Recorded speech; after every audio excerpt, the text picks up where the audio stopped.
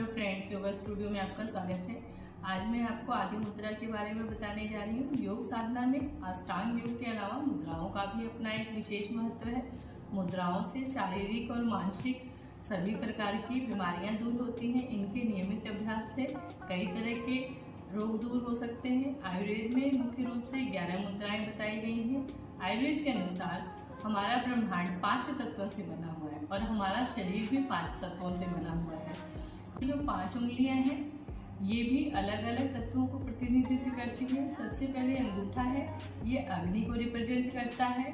तर्जनी उंगली है, ये वायु को रिप्रेजेंट करती है। मध्यमा उंगली है, ये आकाश को रिप्रेजेंट करती है। अनामिका उंगली है, पृथ्वी को करती है।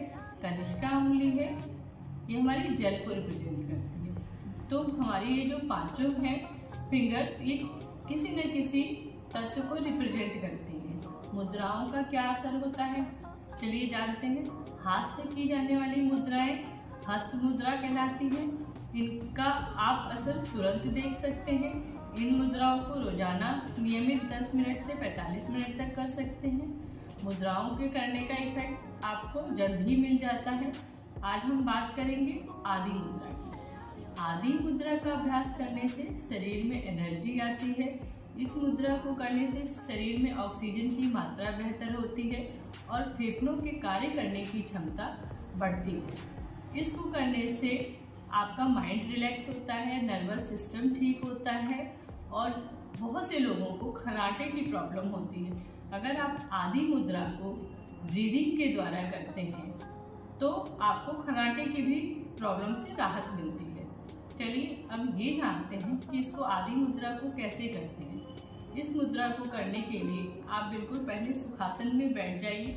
आपका गर्दन, पीठ, कमर सब सीधी होनी चाहिए। आपको अंगूठे को अपनी छोटी उंगली के बेस पर रखना है और बाकी उंगलियों से अंगूठे को ढक देना है। आपको इसको टाइट नहीं बंद करना है। अंगूठे से छोटी उंगली के बेस पर रख देना है और अपनी फिंगर्स को मोड़ लेना है। अब अपनी उंगलियों को हथेलियों के साथ स्पर्श करते हुए अपने हाथों को घुटनों पर रख सकते हैं ऐसे, और कोशिश कीजिए ये दोनों हाथों से करना है। कैसे?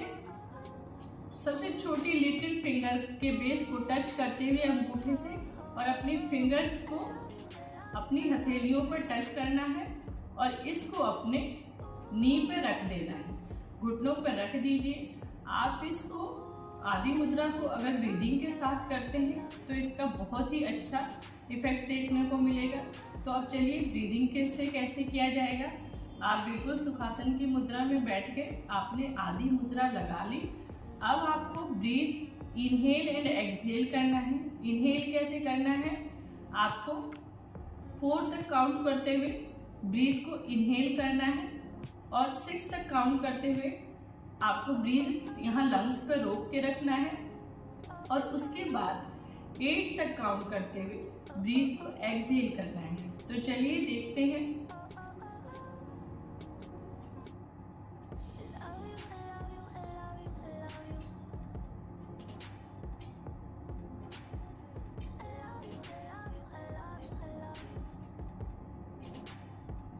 मैंने 4 तक काउंट करते हुए ब्रीथ को इनहेल किया, 6 तक काउंट करते हुए ब्रीथ को एक्सहेल करके रखा, 8 तक काउंट करते हुए स्लोली ब्रीथ को एक्सहेल किया।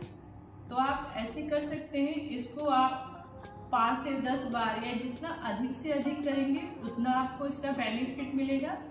तो चलिए अब आप लोग सब मेरे साथ कीजिए।